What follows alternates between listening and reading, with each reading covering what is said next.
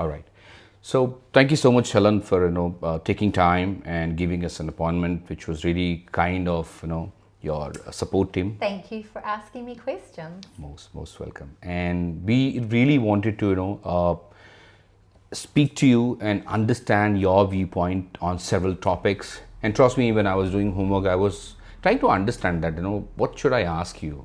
Several questions came across because I really wanted to do there are two intentions to do this interview. First is like, I wanted to let people know, especially there are communities who doesn't know about their local MPs. This is one opportunity. So it's all noble cause. Why we are here? Noble cause. Nobody is making money out of it. Nobody has any personal intentions out of it. It's purely based on a community coverage. So that's why we are here. Now, if you look at your journey, so if I try to understand, which will fall again under a section which we do, know your MP. Yeah. So we are trying to do that. So you tell me about yourself. Be free. That's Yeah. Okay. So it's lovely to be asked such a question because I am aware that a lot of people wouldn't know who I was. One of the wonderful things about New Zealand is your MP can be truly local, and I am. I've lived in Mount Albert about 35 plus years. I've lived in this house for that long. Wow. Yeah, and I have lived in the city since I was 3. I came from a little town and my parents came to the big city, and I know it's nothing in comparison to an Indian city, but for someone coming from a little mill town, Auckland was amazing. It's very, very multicultural. It had so much going on. It had a lot of art, it had good food, and my parents just thrived here. And then I got all the benefit of that. So I've lived in the inner city area almost my entire life. And I moved to this area when I was flatting, and this was an affordable area to rent. So I lived up in Springfield Road, which isn't very far away, and then I lived over this side a little bit. And so really within a 10-minute walk of here, I went overseas for a little while, but I came back and I went to law school. And I went to law school because I really wanted to do something that meant something to people, that was meaningful work. And I think that was an excellent idea. I have never regretted it. I did employment law, and I ended up being a barrister in that area and representing a lot of different kinds of people. And really, it's the most amazing window into people's lives. It's at a time often of crisis. Often they've lost their job. Right. And so you learn a lot of interpersonal skills. You learn how important work is to people, how dignity makes a difference, how their work has meaning to them too. And I did that for a very long time, 25 years. Wow. And then I came into politics, having really felt that I had earned the right through the experiences that I'd had, wanting to bring things into Parliament that were based on real people's experience. And again, I haven't regretted that decision either. And I have the absolute privilege of representing my own community. So my children went to school here, and I'm very, very entrenched in Mount Albert. Great to hear that. And I don't want to miss one point, when we started this conversation to, speak to you, I remember, earlier this was planned to have it in your office. When we got to know that you said, we want to do it at your home, which was like really nice, for us to know that you are, so open because you don't want to hide anything. And that is what it's all about, being open, being, just expressive, because if you're going to serve to a community, there shouldn't be anything to be hiding about it. And now, second point which I got to notice, you said that you spend your childhood and then your kids are going to college in this country. So obviously, if you ask me, being a migrant, I can tell you that obviously this is one of the best country and city in the world to live with. So there is no doubt about it. Yeah, definitely. So I have, I was trying to note down a couple of things so I don't miss out, don't regret asking you. So I have noted out one thing. What inspired you to get in this politics? What was the one thing? Yeah, so when I chose law as a career, it was because I'd been involved in a whole lot of what we call not-for-profits, NGOs. So I was involved in an aid agency, and it was a New Zealand aid agency, and it was the only one really doing that work that was a New Zealand grown one at the time. And I ended up getting involved in a whole lot of other things as a result, and I felt like I was going to a lot of meetings, but I wasn't achieving a lot. Wow. And I didn't want to be that person not offering a skill. So I chose employment law because I thought it was so important to people's dignity. It's a plank which takes us, it empowers us, and it lets us serve our community, feed our family. It's those many things. So I chose law for a very political reason. And that has driven me into politics, because what you see when you're practicing law is you see a lot of problems, Right. and you don't get to solve them. So some of the big cases I was taking, and I took cases in front of what we call a full court, so 3 judges, just me. Often the other side would have a whole lot of people and it would be just me. So it was an area that I was really excelling in, but I didn't feel like I was changing much, because I would change something in that case, but then maybe the law would be changed back, or it would only help one person. That was the problem. It didn't have that systemic approach. So I came into politics with a real intention to take that learning and extend it into the laws that I tried to change. So shall I give you an example of one? Yeah, go ahead. Okay. Go ahead. So one example is that a lot of employees, they are locked into restraints of trade. And I don't think that people who work just for employers understand what a burden that is on employees, because they can't move. If you're a woman who's working for a childcare centre and you aren't allowed to work in a childcare centre within a 20-kilometre radius, it effectively means you can't advance your career. Right.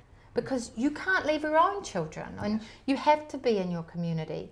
And so there were a lot of exploitations I saw in that law. So I drafted a law to change that. And it was in what's called the biscuit tin in Parliament, where we put those bills, and it came out, and it's been right through the select committee process. And hopefully one day that will change our law. Now I know, since I did that piece of work, that if we changed that particular law, then our productivity would rise, because that's what's happened in other countries. As a lawyer, I didn't know that. I just knew it was wrong. Right. But now I know that I could affect the economy by that just one law change, and in a positive way. Great. So I can see where you're coming from. The first thing is I see you yourself by profession a lawyer, and I think that is what has motivated you. So one thing I can tell you, that nobody can bog down by the questions, because you will never be afraid of any questions, right? Because when you can face judges and big short people, then of course no questions can let you down, which is great inspiration. And of course, when you are in that profession, you get to see the problem, you see the real life issues, you do. which you mentioned yourself. So, and that's where your inspiration. So truly accepted the kind of background you came from, and the kind of struggle you did, and the kind of you talked about the bill which you submitted, and so great. That is a great drive. Yeah. One thing I'd like to add to that is the other side of law is you see the human cost, because the real person's in front of you. So when the other day Nicola Willis was talking about people who'd lost their jobs and not taking it personally, I know that when people lose their jobs, it's devastating. Very, very. Yeah, Obviously. so you can't afford to make a decision like, oh, we'll just have a bit more unemployment so we get down interest rates. That's not acceptable, because it hurts real people and their families, and it has a ripple effect. Right. So it's absolutely fed into my values and the kinds of changes that I'm prepared to make in terms of things like choices in the economy. Right. So that straight goes to the message to the communities, that if you want to get into the politics, the first step should be you should be a lawyer, because that is how you come to know your law. And if you know the law, then only you can fight for your rights, and you know what you're fighting for, right? Otherwise, it's pointless. Moving on, this is a great conversation. Let's continue the heat of it. Yeah. Now, I wanted to understand that what is one thing you love most about representing, especially the Mount Albert community? Because it's mine. I get a real kick every time I open my gate, I walk out and I walk to a meeting. Because it's a very small electorate and I get to do that a lot. And I know a lot of the people in it. So when I go up to the school here, it's the school my kids went to. Right. Yeah. And while there are lots of schools, I often know the teachers there. I know other parents. I know the stories. And that is true all over this community. I've really been here while it's changed. And so it's an absolute privilege. So I can tell by the example that there are great leaders who have lived already here, and you are the next one, right? I know what I'm talking about. Anyway, moving on to the next one, but very nicely answered. Now I wanted to understand, let's take the fun fact of you. I've just noted down. Can you share a fun fact that yourself that most people might not know about? Oh, that's always a hard thing to put someone on the spot. I have this daughter, and she is the funniest person I know. Wow. And one day she did a speech about me, and she told them all something that no one knows. Oh. That in fact, I am the incarnation of Paddington Bear. And it was so funny because she's quite right. I do a lot of the things that Paddington You want to talk Bear about does. it? I'm a little bit clumsy. And I kind of do what Paddington does. I have a kind of smiley personality, Right. and I get myself in fixes. And it was so funny. She said that Paddington Bear was my soul animal. Yeah, I'll tell you on that one point. Since you mentioned, you are a smiley person, and because I have noticed you from when we didn't know each other. We have not introduced each other. So I have noticed you, and that shows that nature of yours. When you don't know that somebody looking at you, it shows that you're so humble, you're so down to earth, and you are, if somebody will approach you, you won't just attack on the person. You might be, approachable, or somebody can come up and share their concerns and talk to you. So that I can tell you your body language, and that sets a very good, you being a representative. So that's very great. That's a great compliment because half the job is listening to people. Exactly. It's really important. And I am surprised at how many MPs aren't necessarily approachable. Yeah. Because in this country, it is so small. We have this chance to make really meaningful relationships. Right. It's a wonderful thing, and we should definitely value it. Yeah. Thank you. Great answer again. Now moving on to the challenges, what is the biggest challenge you have faced as an MP so far, and how did you tackle it in a short? Yeah. This is for your people. This is my answer now, is for the people who are thinking about moving into politics, and the young women who are. It's a pretty tough gig. You think that if you've been a lawyer and you've had a full court that you're really tough, but actually politics is really tough. Right. And it doesn't mean you shouldn't do it. Yes. It's really important that people who aren't the most confident people in the room get to be our leaders, because you're right, they'll be the humble ones. They'll be the ones who listen. They'll be the ones who think about the impact of their solution on real people. Right. So I'll say, in the world, any small thing or the big thing you try to do without putting effort, you can't get the fruit out of it. No. So what are you saying? It makes a lot of sense, It's not easy, but this is something which is not impossible at the same time. No, and it's important. Yep. It's important a variety of people do this job in New Zealand. And it's one of the great gifts we have here as a small country, is we can have a very representative democracy. Since you brought the topic, I was really sad to hear one news today that the turnout of the voting was really bad. Yeah. You tell me, if you want to really, represent someone and you really want to get the opinion by, conducting these elections, and if you don't go to vote, then that's really not good example. No, and I think a lot of people are being turned off politics at the moment by a lot of negativity out there. See, negativity will be always there, but if you have an opportunity to say yourself, this is the moment, right? I agree. You should say that. Yeah. And I think this is what brings to a conclusion that now this should be made mandatory. I mean, this is my personal opinion, that there should be some law that hey, you know what, you should go out and just vote. And they do have it in Australia. They do that. And so it is worth thinking about, because one of the problems is if our social media algorithms, etc., are trying to stop people vote by being very negative and turning them off, it can be manipulated. Then let me ask you a question. Do you think that if your government comes in power back, which I can pray and I can give you all the best. So what do you think? Your government can make such law? I don't know whether I would get the agreement of my colleagues. And we work in a system where we all meet and we talk about those things. But you'd actually have my vote on that in the caucus. I think it would be a good idea if we looked at something like that, because I can see the danger of creating a system where people don't think that it's worth voting, and then it skews the election result. Very good. So that gives you an option that if you want to, file a petition or you want to make a case, you have a supporter right sitting here. Thank you. But obviously, I'm bound by what my of course, that is there. But yeah, see, a lot of things is follow. But at least opinion, you have one supporter to make the voting mandatory. Yeah. Moving on. I can always take a petition. Thank you so much for that. Now, moving on to the next question. If you could achieve one major goal for your constituency in the next year, what would be that? Wow, there's so many. But one of the things that I am looking at the moment that's of serious concern to me is we're going to have a lot more people live here, but we don't necessarily have the flooding infrastructure. I know.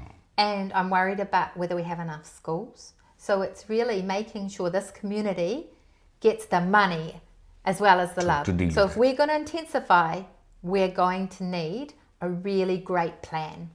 And it's got to have great precincts around our train stations and great parks and great flooding infrastructure, and it needs to be, the railway lines need looking at. So that's actually a lot of things. I know I just tricked you into a whole lot of things. Exactly. But if you allow me, I want to ask one question. Whenever you say flooding and storm, I remember a word, Gabriel. Yeah. And that time Labour was the government. So what do you think, what was something which was lacking, or what was something which could have been done better?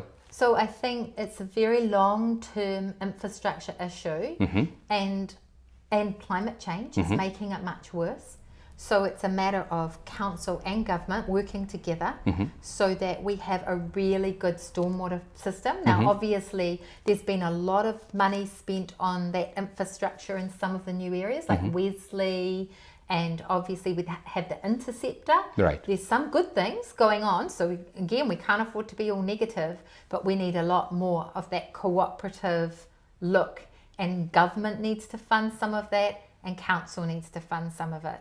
But we had a lot of problems in the city because the plans weren't good enough. Right. So you saying that the amount of duration or tenure your government had, if you guys come back again in the power, that can be changed, and you guys make it much easier because you had that understanding and you guys have faced that. Now you can try to resolve that. Right. Yes, I think it's one that it requires a long-term approach and long-term cooperation. So I think it won't be fixed in a few years. But as we're going to be building new in lots of these areas, we need to make sure that as we do this work, we're adequately funding it. And otherwise, we just can't do it. It has to be done in a way that makes this a better and stronger community. Right. And with this, we have to remember that once they come in power, I'll come back and speak to you, Helen, again about it. So if she remembers, okay. Now, enough of grilling Labour. I think it's time for asking the power in power a party, national. So let's ask some questions. What is their it's going to be an opinion. So what is Labour's opinion? Especially starting with one that recently national government had some reform allowing no cause eviction again. What are your thoughts on that? That how could Labour approach it differently? So I am really worried about that one because it is so insecure for our families. Not many people can afford to buy a house at the moment unless they have some sort of inheritance. And so it's our families that haven't got those kinds of inbuilt securities that are renting. And if they cannot know that they're secure, How are their children supposed to go through a great, stable childhood? They need to be able to go to the same schools. They need secure options. Right. So the whole idea of security over tenure is to make that happen. I know there's an issue with children having to move from school to school to school. Right. Because their parents have to move accommodation. That's just not acceptable. It's not got the balance right. So your government is totally opposed to that, We and you actually- oppose that? Yes, we had a law change while we were under, which was that it wasn't possible to just get rid of somebody for no cause. And that was a major change in the rental market. But it's really important that if people are investing in rental accommodation, they're living up to their obligations. Right. In fact, I have a little members bill that's in the biscuit tin now, and it's about curtains and rentals. And that's because one of the weird things about our rental law is that the landlord doesn't have to supply the curtains. Right. But if you think about it, if you don't have secure tenure and you go in and you're a tenant, are you going to fit out the whole house in good curtains? No. You're not, are you? Right. Because you could be kicked out any time. Right. And you'd be fitting curtains to a landlord's windows. They're not much use to you once you go. So those kinds of houses cause health issues because children get sick and older people get sick if you don't have curtains. So I have made a proposed law change which would mean that a landlord now has to supply curtains. And that's way more important if there isn't security of tenure because the tenant could be kicked out. Right. Thank you so much, Helen, for that. I think now it's the community and the citizen of this country, citizen of the city, need to decide if you want to put curtain on somebody else's house or not. It's your call. Yeah. Moving on. So another question which I want to understand, which happened recently, you know what I'm going to talk about.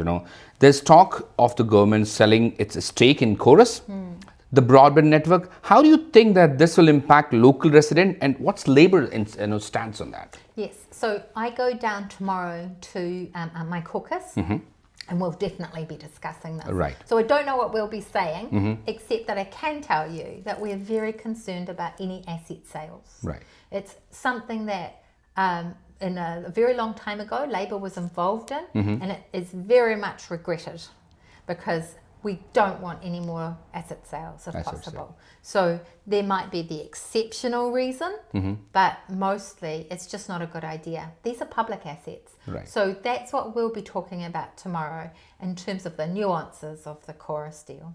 No, definitely. I don't want you to reveal because that is something which official and you'll do as a team. But if you have to, just tell us one thing, that on an asset sale, your government stand is completely no, or you think no, there are some rooms and spaces? Look, there might be the odd exception, but the rule is no. Not to sell. It's important. I mean, I think one of the worrying things here is that we were told that the government could afford tax cuts. Exactly. And now they're looking all over the place for the money to pay for them. Yep. And that is totally unacceptable. They couldn't afford those tax cuts. Yep.